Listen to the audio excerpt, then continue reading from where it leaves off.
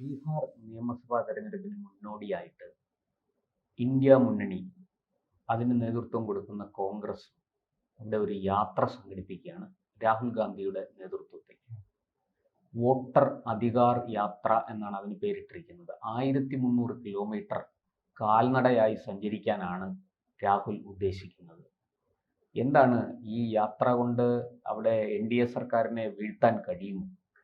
അല്ല, എന്തായാലും ഇന്ത്യ മുന്നണി കൂടുതൽ ശക്തിപ്പെട്ടിട്ടുണ്ട്. അവരുടെ വാക്കുകൾക്ക് കൂടുതൽ ബലം വന്നിട്ടുണ്ട്. അതിൻ്റെ ഒരു തെളിവാണ് എന്തായാലും ബീഹാറിൽ ഉണ്ടാകുന്ന ഈ യാത്ര.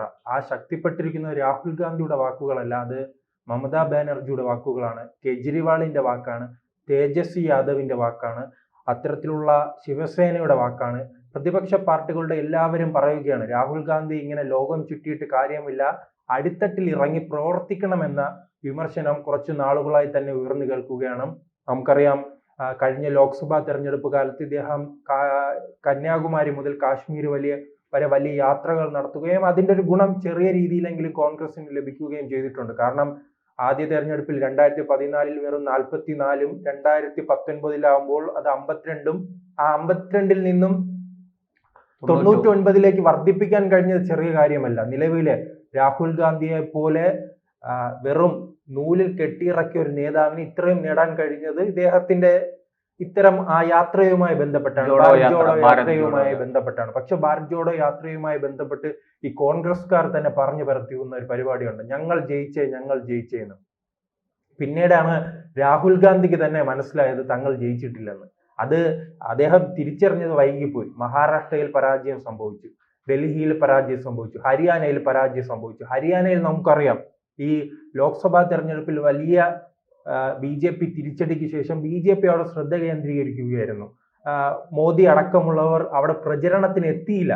അത് കോൺഗ്രസ് പറയുകയാണ്, ഞങ്ങൾ തന്നെ വിജയിക്കും, നരേന്ദ്രമോദി തിരിച്ചറിഞ്ഞിരിക്കുന്നു, അതുകൊണ്ടാണ് നരേന്ദ്രമോദി പരാജയ ഭീതി കൊണ്ടാണ് ഹരിയാനയിൽ വരാത്തതെന്ന് പറഞ്ഞു. പക്ഷെ അത് BJPയുടെ ഒരു തന്ത്രമായിരുന്നു. ദേശീയ രാഷ്ട്രീയം ചർച്ച ചെയ്യേണ്ട, പ്രാദേശികമായി അവിടുത്തെ കാര്യങ്ങൾ ചർച്ച ചെയ്ത് വിജയിക്കുക എന്നതായിരുന്നു മോദിയുടെ ലക്ഷ്യം. കാരണം ആ സമയത്ത് ഒളിമ്പിക്സുമായെല്ലാം ബന്ധപ്പെട്ട് വലിയ രീതിയിലുള്ള വിവാദങ്ങൾ നിലനിന്നിരുന്ന ഒരു സമയമായിരുന്നു.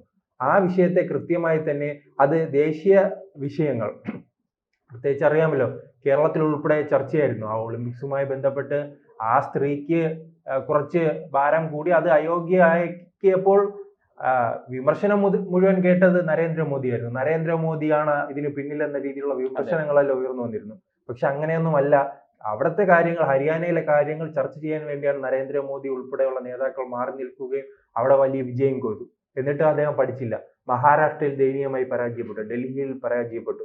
അതിനുശേഷമാണ് ഇപ്പോൾ അദ്ദേഹം മനസ്സിലാക്കിയിരിക്കുന്നത് ജനങ്ങൾക്കിടയിൽ നിന്ന് പ്രവർത്തിച്ചാൽ മാത്രമേ തങ്ങളുടെ പാർട്ടിക്ക് ഉയർച്ച ഉണ്ടാവുകയുള്ളൂ എന്നും. പ്രത്യേകിച്ച് ബീഹാർ അറിയാം. ബീഹാറിലാണെങ്കിൽ തേജസ്വി യാദവ് 2 തെരഞ്ഞെടുപ്പായി കാത്തിരിക്കുകയാണ്. മുഖ്യമന്ത്രി സ്ഥാനാർത്ഥിയാക്കി അവിടുത്തെ മുഖ്യമന്ത്രി കസേരയിൽ എത്തണമെന്ന ആഗ്രഹവുമായി കാത്തിരിക്കുകയാണ്. കഴിഞ്ഞ തവണ അദ്ദേഹത്തിന് വലിയ രീതിയിൽ മുന്നേറ്റം ഉണ്ടാക്കാൻ കഴിഞ്ഞിട്ടുണ്ട്. മുൻ തെരഞ്ഞെടുപ്പുകളെ അപേക്ഷിച്ച് നോക്കുമ്പോൾ വലിയ മുന്നേറ്റമാണ് RJD ഉണ്ടാക്കിയത്. BJP കഴിഞ്ഞാൽ ഏറ്റവും അവിടുത്തെ, എനിക്ക് തോന്നുന്നു ഒന്നാമത്തെ ഏറ്റവും വലിയ പാർട്ടി RJD ആണെന്ന് തോന്നുന്നു. രണ്ടാമത് BJPയും പിന്നീടാണ് JDU വരുന്നത്. ആ രീതിയിലേക്ക് പാർട്ടിയെ വളർത്താൻ, സീറ്റുകൾ നേടാൻ തേജസ്വി യാദവിന് കഴിഞ്ഞെങ്കിലും പക്ഷെ ആ തിരിച്ചടിക്ക് കാരണം കോൺഗ്രസ് ആയിരുന്നു. കോൺഗ്രസ് അടികൂടി കുറെ സീറ്റുകൾ വാങ്ങുകയും അത് മുഴുവൻ ദയനീയമായി തന്നെ പരാജയപ്പെടുകയും ചെയ്തു. ആ ദയനീയമായി പരാജയപ്പെട്ട സ്ഥലത്തേക്കാണ് BJP കടന്നു കയറുകയും പിന്നീട് അവിടെ 5 സീറ്റിന്റെ അധികാരം നേടുകയും ചെയ്തത്. പിന്നീട് കോൺഗ്രസ് പറയുന്നത് ഈ ഒവൈസിയുടെ പാർട്ടിയാണ് കുറ്റപ്പെടുത്തുന്നത്. കോൺഗ്രസ് ആണ് അവിടെ RJDയെ പരാജയപ്പെടുത്തിയത്. പൂർണ്ണമായി തന്നെ RJDയെ പരാജയപ്പെടുത്തിയത് കോൺഗ്രസിന്റെ കയ്യിലിരിപ്പ് കൊണ്ടാണ്. പക്ഷെ അവസാന ഘട്ടം പറയുകയാണ് ഇതിനെല്ലാം കാരണം ഒവൈസിയാണ്, ഒവൈസി BJPയുടെ B ടീമാണ്, ഞങ്ങളുടെ വോട്ടുകൾ മുഴുവൻ അവർ ചോർത്തി കൊണ്ടുപോയത്.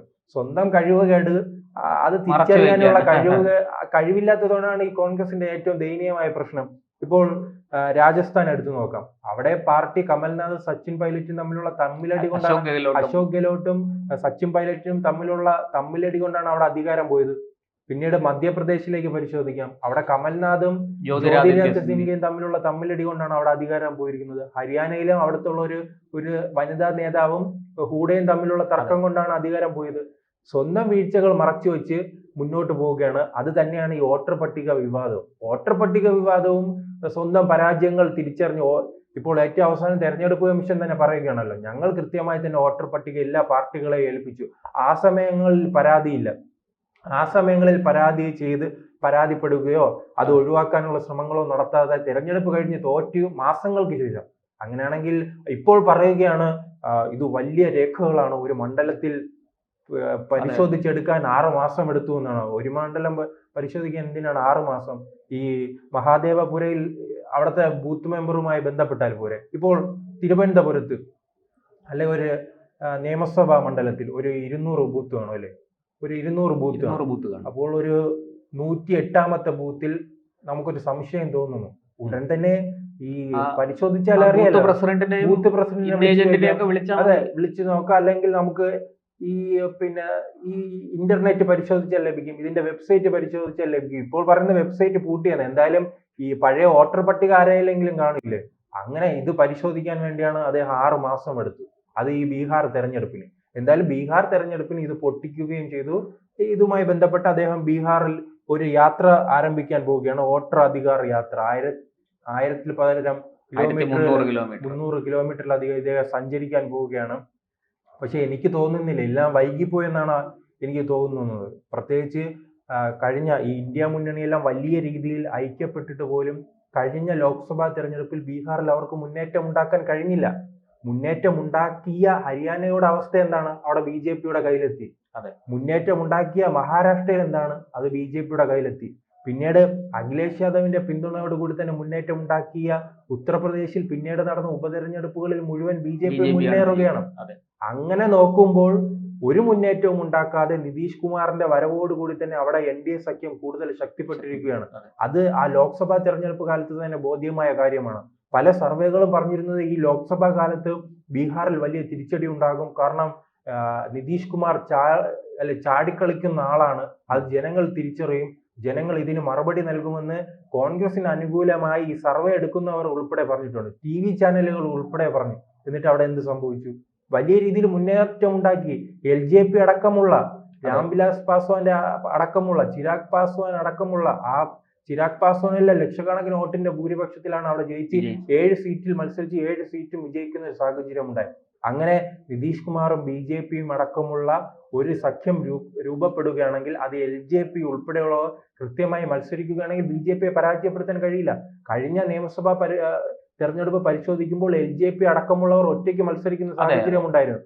പക്ഷെ ലോക്സഭ വരുമ്പോൾ അവർ തിരിച്ച് BJP-യിലേക്ക് വരികയാണ്. ആ സഖ്യം തന്നെ മുന്നോട്ട് പോവുകയാണെങ്കിൽ BJP പരാജയപ്പെടുത്താൻ വലിയ ബുദ്ധിമുട്ടാണ്. അത് തന്നെയാണ് BJP ലക്ഷ്യമിടുന്നത്. എന്തായാലും ഈ ഭാരത് ജോഡോ യാത്രയുമായി ബന്ധപ്പെട്ട് അദ്ദേഹത്തിന്റെ നടത്തത്തിന്റെ പ്രധാന ലക്ഷ്യം എങ്ങനെയെങ്കിലും അധികാരത്തിൽ വരിക എന്നതാണ്. ഇന്ത്യയുടെ പ്രധാനമന്ത്രി ആകണമെന്നായിരുന്നു അദ്ദേഹത്തിന്റെ മോഹം. അത് നടന്നില്ല. ഈ പാർട്ടിയെ മുന്നോട്ട് പോകുന്നത്, കോൺഗ്രസ് പാർട്ടി എന്ന രീതിയിൽ മുന്നോട്ട് പോകണമെങ്കിൽ ബീഹാറിലെ തെരഞ്ഞെടുപ്പിലെ വിജയം കോൺഗ്രസിന് അനിവാര്യമാണ്, ഇന്ത്യ മുന്നണിക്ക് അനിവാര്യമാണ്. ഇന്ത്യ മുന്നണിയുമായി ബന്ധപ്പെട്ട് തേജസ്വി യാദവ് അടക്കമുള്ള RJD ഈ വരുന്ന തെരഞ്ഞെടുപ്പിൽ പരാജയപ്പെടുകയാണെങ്കിൽ അവർ ഉറപ്പായി പുറത്തു പോകും. അത് തന്നെയാണ് നാം കെജ്രിവാളുമായി ബന്ധപ്പെട്ട് കണ്ടത്. കെജ്രിവാൾ ഇവരെ തെറിവിളിച്ചിട്ട് ഇറങ്ങി പോകുന്ന ഒരു കാഴ്ച കണ്ടിട്ടുണ്ട്. പിന്നീട് ശിവസേന അടക്കമുള്ളവർ ഇടഞ്ഞു നിൽക്കുകയാണ്. അതേ അവസ്ഥ തന്നെയായിരിക്കും ബീഹാറിലും ഉണ്ടാകുക. അത് ഭയന്നിട്ടാണ് അദ്ദേഹം ഈ യാത്ര സംഘടിപ്പിക്കുന്നത്, ഇത്തരം വിവാദങ്ങൾ ഉണ്ടാക്കുന്നതും. പക്ഷെ അത് എന്തായാലും ബീഹാറിലെ തെരഞ്ഞെടുപ്പിൽ എന്തായാലും ഏഷ്യൻ പോകുന്നില്ല. അവിടെ കൃത്യമായി തന്നെ സംഘടനാ പ്രവർത്തനവുമായാണ് BJP മുന്നോട്ട് പോകുന്നത്. എനിക്ക് തോന്നുന്നു ഒരു 2-3 മാസം മുൻപ് തന്നെ അവിടെ തെരഞ്ഞെടുപ്പ് പ്രവർത്തനങ്ങൾ ആരംഭിച്ചിട്ടുണ്ട്. രവിശങ്കർ പ്രസാദിന്റെ അദ്ദേഹത്തിന്റെ നേതൃത്വത്തിലുള്ളവർ അവിടെ നിരന്തരം പ്രവർത്തനങ്ങളുമായി മുന്നോട്ട് പോകുന്നു. കഴിഞ്ഞ 2 ആഴ്ച മുമ്പ് തന്നെ അമിത്ഷാ അടക്കമുള്ളവർ അവിടെ നിരന്തരം സന്ദർശിക്കുന്നു. നരേന്ദ്രമോദി സന്ദർശിക്കുന്നു. ഓപ്പറേഷൻ സിന്ദൂറുമായി ബന്ധപ്പെട്ട ആദ്യത്തെ നരേന്ദ്രമോദിയുടെ റാലി തന്നെ ബീഹാറിലാണ്. അവിടെ ഒരു 2-3 മാസമായി തെരഞ്ഞെടുപ്പ് പ്രവർത്തനം ആരംഭിക്കുമ്പോൾ രാഹുൽ ഗാന്ധി അവിടെ നടക്കാൻ തുടങ്ങുന്നതേ ഉള്ളൂ. ചിലപ്പോൾ സ്ഥാനാർത്ഥി പ്രഖ്യാപനം കഴിഞ്ഞ് BJP അവിടെ പ്രചരണം നടത്തുമ്പോഴായിരിക്കും ഇദ്ദേഹത്തിന്റെ യാത്ര അവസാനിക്കാൻ പോകുന്നത്. എന്തായാലും ഈ മാസം 30-നാണ് അവസാനിക്കുന്നത്. അതാണല്ലേ ഒരു ഗെയിം പോലെയാണ്. 12-13 ദിവസം കൊണ്ട് യാത്ര ഈ 1300 കിലോമീറ്റർ നടന്നു തീർക്കാമെന്നൊക്കെയാണ് കരുതുന്നത്. അത് എത്ര കണ്ട് വിജയിക്കും എന്ന് അല്ലെ, അതാണ് BJP ഇത് ഒരു ഗെയിം ആയിട്ടാണ് കാണുന്നത്. അവർ കൃത്യമായി തന്നെ ലക്ഷ്യം വളരെ കൃത്യമായി ടാർഗറ്റ് വെച്ച് വർക്ക് ചെയ്യുന്നു. പടിപടിയായി മുന്നോട്ട് പോകുമ്പോൾ അവരവിടെ അവസാനിക്കുമ്പോഴാണ് ഇവിടെ നിന്ന് രാഹുൽ ഗാന്ധി തുടങ്ങുന്നത്, അത് കോൺഗ്രസും തുടങ്ങുന്നത്. അത് മാത്രമല്ല, ഈ സോഷ്യൽ എഞ്ചിനീയറിംഗിന്റെ കാര്യത്തിൽ BJP ഒരുപടി മുന്നില്.